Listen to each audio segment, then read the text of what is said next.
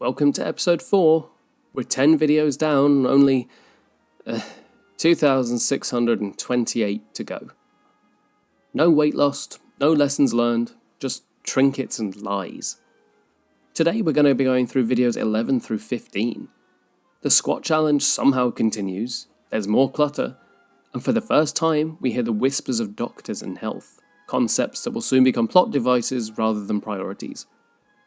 We're 10 videos in, she's still pretending to try, and the content is already circling the drain. It's day 3 of the squat challenge where effort is minimal, expectations are microscopic, and praise is self-generated through the magic of stock cheering sound effects. She's done 3 days of squats. Not filmed, but she did them allegedly. And now she wants you to celebrate, loudly. The audacity of inserting a literal applause track to celebrate 3 days of squats.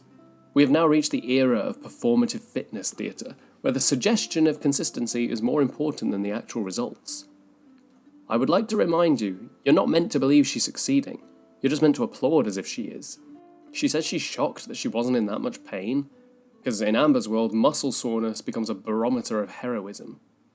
She frames it as unexpected progress, but what it really is a soft setup for the quitting. I was in pain, but now I'm not. Maybe I'm adapting. Translation is, I'm bored and this isn't dramatic or interesting enough to vlog anymore. She says she knows it's only been 3 days, but that's 3 more days than she would have done before. And there it is, her excuse wrapped in a gold star. It's her favourite phrase, that's more than I used to do. And this is how she survives the illusion of effort. She doesn't compare herself to people who are actually trying. She compares herself to the version of herself that did nothing at all. So the bar isn't raised.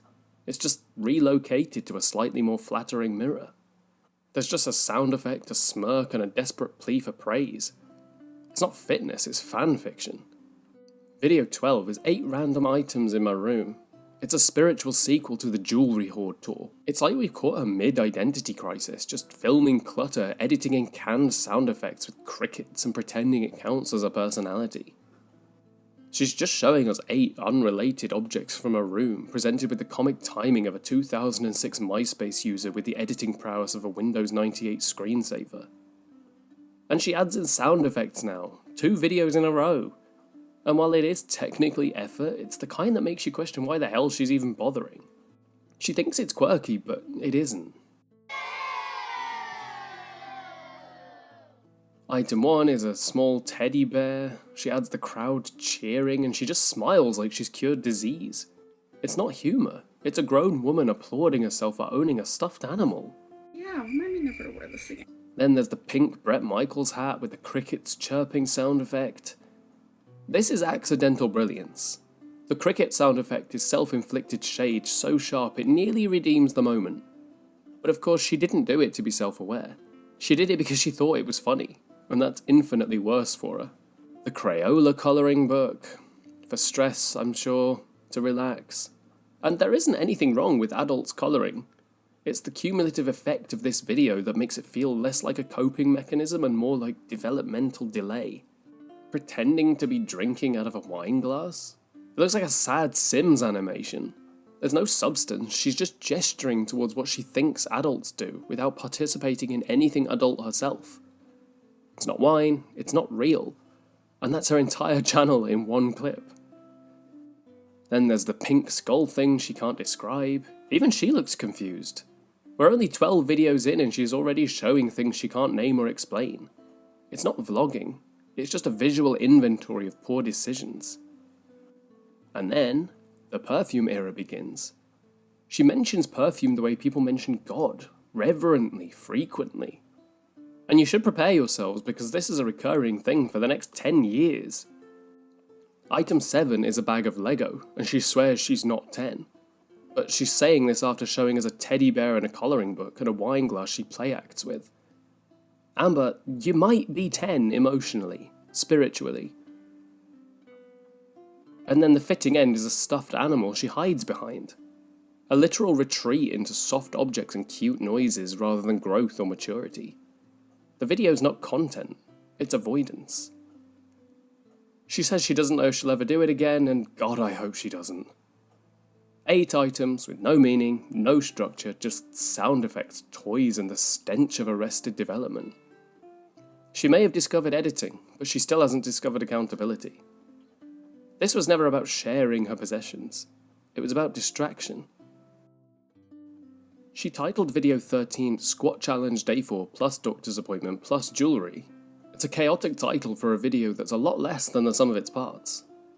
This video's offerings include a rest day she treats like a milestone, jewellery no one asked for, and her first mention of a doctor, just not hers, naturally.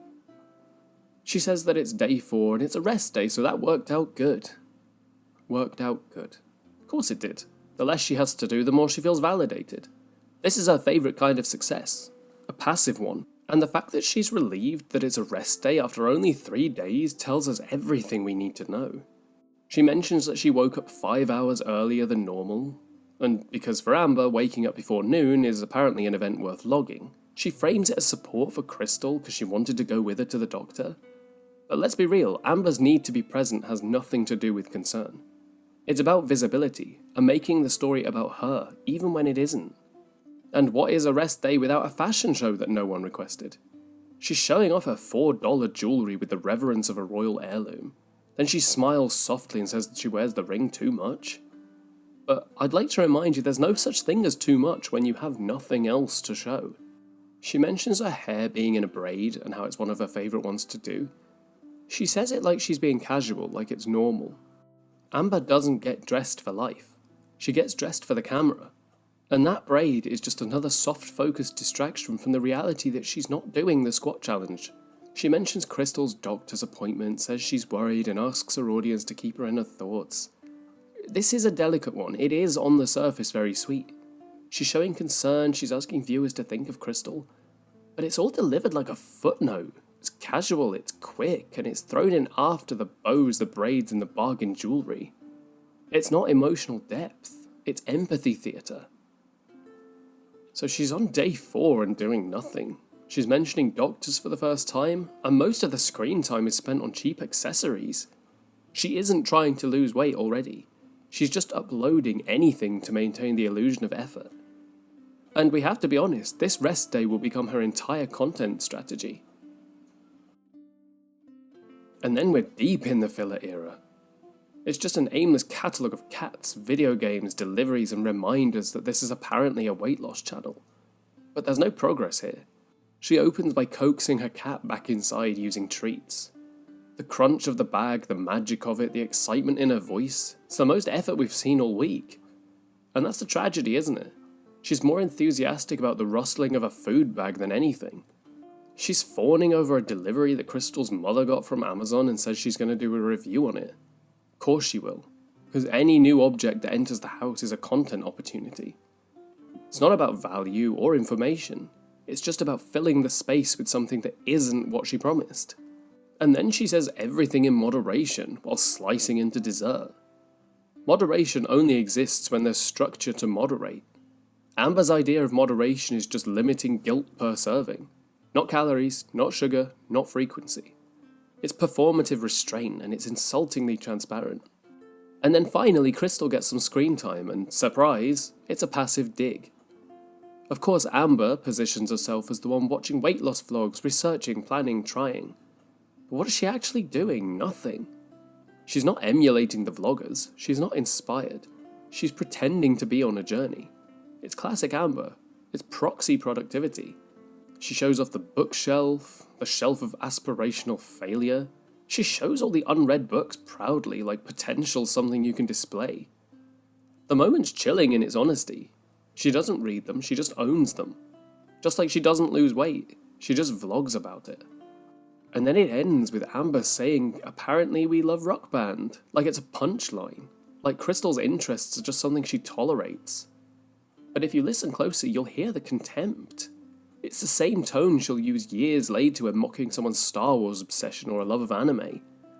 Amber can't let someone else have a hobby, especially if she thinks it's beneath her or taking up time that could be devoted to her. Reading is aspirational, it looks good on a shelf. Rock Band? That's just childish. And yet, what's Amber doing with her time? Binging American Horror Story, slicing into pastries, filming cats, and collecting perfume. She isn't any better. She's just more performative about her mediocrity. The moment isn't cute. It's just a preview of how she'll emotionally diminish every partner she has. She shows off her animals, says she loves them so much and promises that they'll be in lots of her videos, which basically means I have nothing else to film. She uses animals as emotional content shields because no one will criticize a video if there's a cat in it, right? Wrong. Too bad she's going to leave one behind in a whole other state in 10 years. She says, don't mind my hair, this is my daily hair. This is her don't mind era. Don't mind the hair, don't mind the food, don't mind the lack of progress, don't mind the unread books, the endless shows, the disappearing goals. Everything's excused, everything's so casual. And that's how she keeps the illusion alive. This one was just a buffet of distractions. Cats, food, rock band, vloggers, tea, bookcases, excuses. And not a single second was spent on the truth, that she was doing nothing. She's hoping you'll be too charmed by the cats to notice. The last video is titled Bananas Ruin My Life and Peter Chang's and Car Funnies. It's a fitting end to this episode. It starts with ABBA, includes a personal attack on bananas, lots of perfume, a restaurant trip, and Amber filming people like she's on a covert mission for channel filler.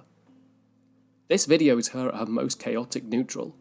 Nothing of value, no self-awareness, and everyone around her is just a background character in the Amber show.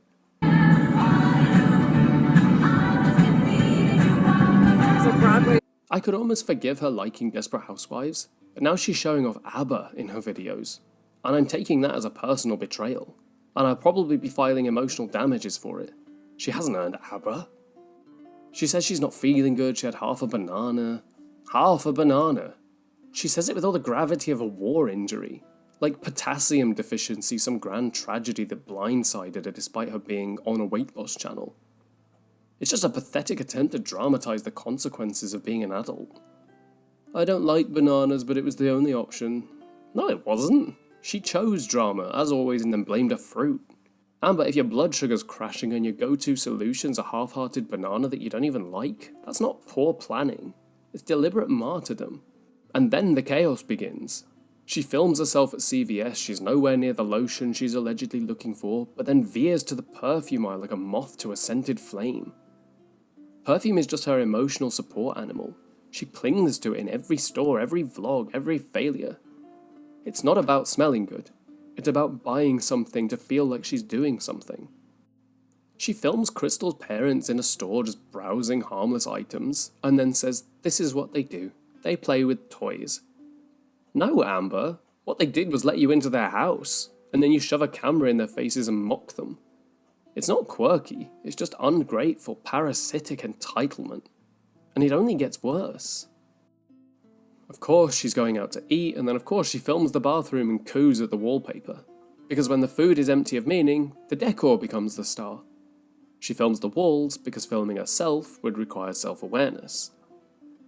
And so this episode also ends not with a goal met or a plan made, but with a bathroom tour and a half-eaten banana. She's not vlogging her journey anymore. She's already vlogging her avoidance. And everyone around her, her girlfriend's family, the cat, the walls of the supermarket, it's all part of the scenery.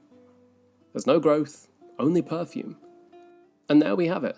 5 videos, 2 days of squats, 2 perfume fixations, 1 banana-related breakdown, and a camera shoved into the face of anyone within a 6-foot radius. We witnessed Amber praise herself for taking a rest day, mock Crystal's family in public, weaponize a fruit, collect perfumes like trophies, and broadcast every moment of non-progress like it's a Netflix special. It's not content, it's just a desperate carousel of distractions. It's a scented, sticker-covered stall tactic in slow motion. Next time, the squat challenge will stumble on, barely, but after that, we enter a new era. We're finally arriving at the iconic emotional look into my past, the infamous double feature where she first tries to weaponize trauma for sympathy. The tone is shifting very soon, and the manipulation begins to crystallize.